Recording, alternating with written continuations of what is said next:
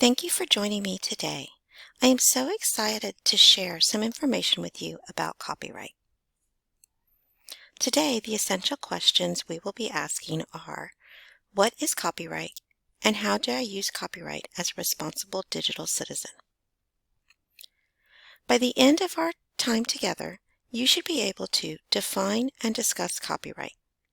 You should be able to explain a few best practices with copyright and fair use within the educational setting and classroom.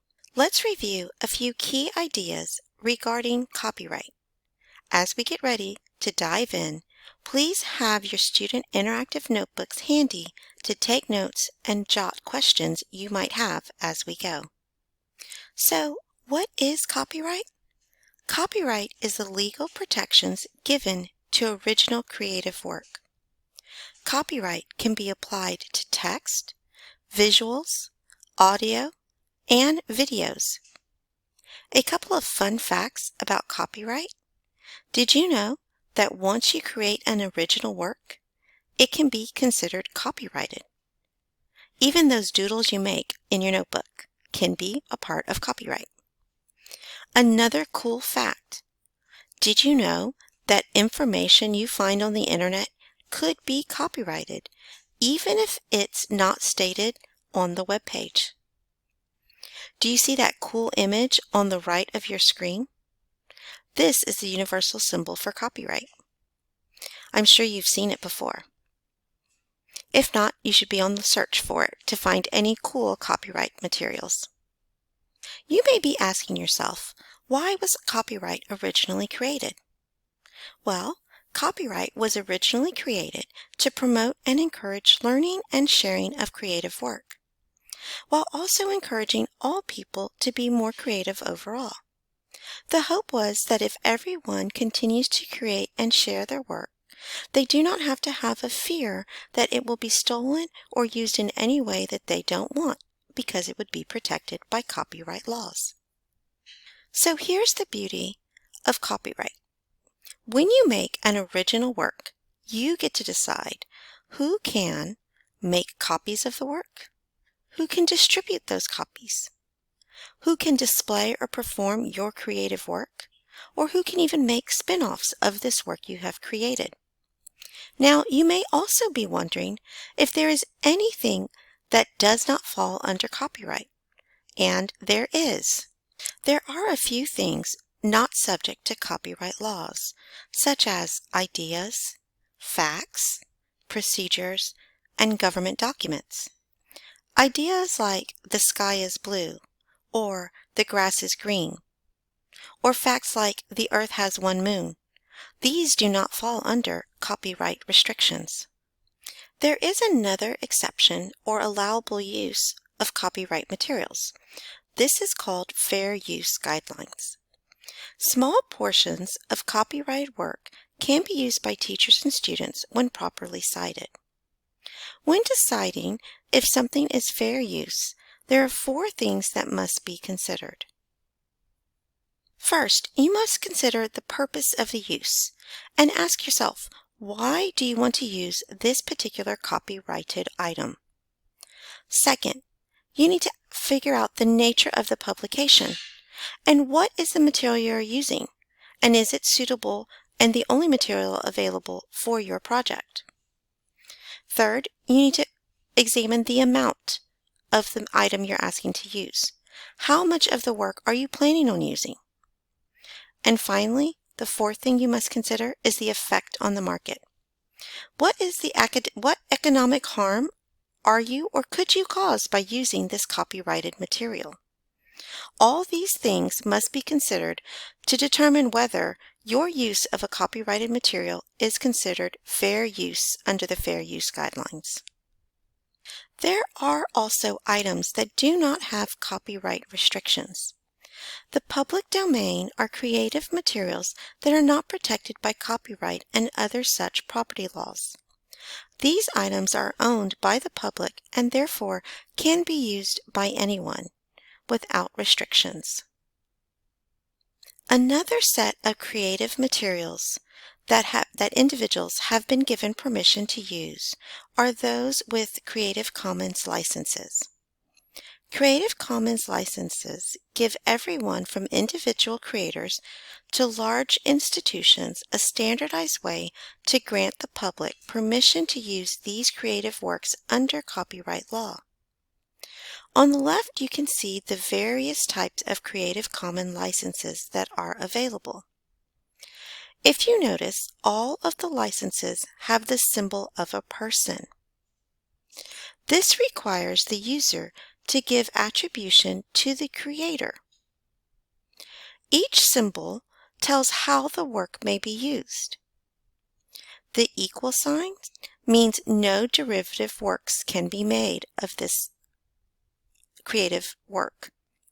They must use the work in performances or in displays verbatim as they were originally created.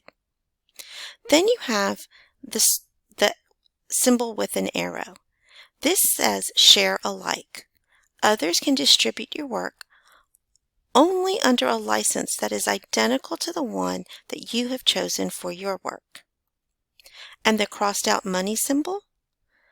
That one means that others can copy and distribute and display, perform, or remix your work, but not for commercial purposes. It must be for non-commercial use only. And if you notice, on the far left, you have the circle with the 2 C's in it. This is the universal symbol for Creative Commons licenses. When you find these symbols together on Creative Commons license materials, they share with you how you are allowed as the user to use those materials. Here are a few tips on how you can be a responsible digital citizen when working on projects and assignments for school. So, as you're looking for images, text, audio, video, any kind of material that would fall under copyright, the first thing you need to ask yourself, is there something that is either in the Creative Commons domain or in the public domain that I can use for my project? If you can't find anything within those areas, then you need to consider the fair use guidelines and ask those 4 questions when considering whether or not the work you are using the copyrighted work you are using can be used under the fair use guidelines. Then you should also request permission to use the material, especially if it could possibly fall outside of the fair use guidelines. Remember to always give credit and attribution to the creators of any original work, whether copyrighted or in the Creative Commons. Another key tip, because I know we all have fallen prey to this when we're working on projects and assignments, stop right-clicking on Google Images. I am going to share with you some tips on how to find images that you would like to use in your projects and assignments that will provide excellent results without having to do the Google image search and right-clicking. We use images quite often in our projects and assignments. So when you need an image, instead of doing that Google search and right-clicking and saving the image or moving it to your desktop, I want you to try some of these tips to find the image that you are allowed to use. First, you could try going to sites like Photo for This Class, Pixabay, and Unsplash to search for images that have allowable use guidelines on them. You could also search for images once you've opened Google Slides or Docs. If you use the Insert Image tab and then the Search the Web feature, you will find images that are in the Creative Commons that have Creative Commons licenses.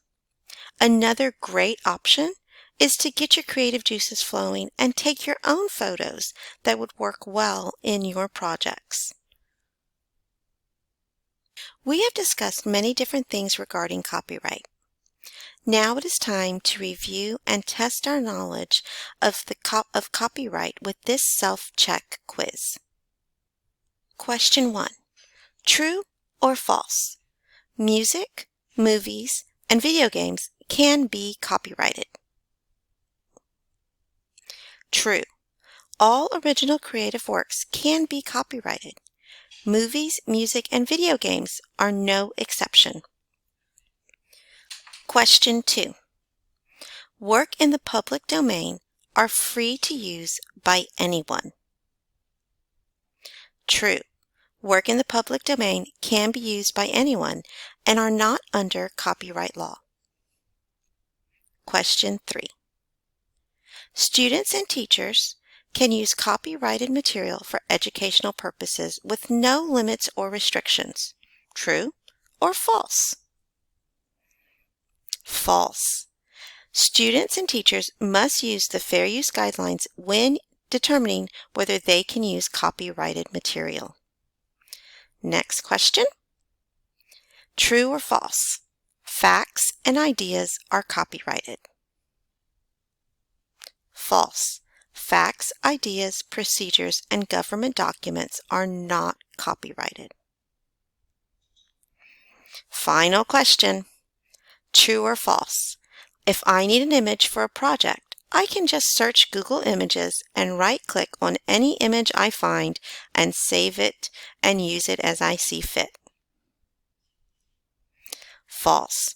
Remember the tips I gave you earlier for finding images that are acceptable to use without worry of copyright? Use sites like Photos for Class or Pixabay to find images that you can use in your projects and assignments. So how did you do? As we continue our work together, I will be sharing more resources and activities you can use to learn and explore more about copyright. These are a few of the great resources out there about copyright that I use to put this lesson together. You should check some of them out. Thank you for joining me on this short journey through copyright. I hope you learned some helpful tips. I look forward to learning and exploring more with you soon. Take care.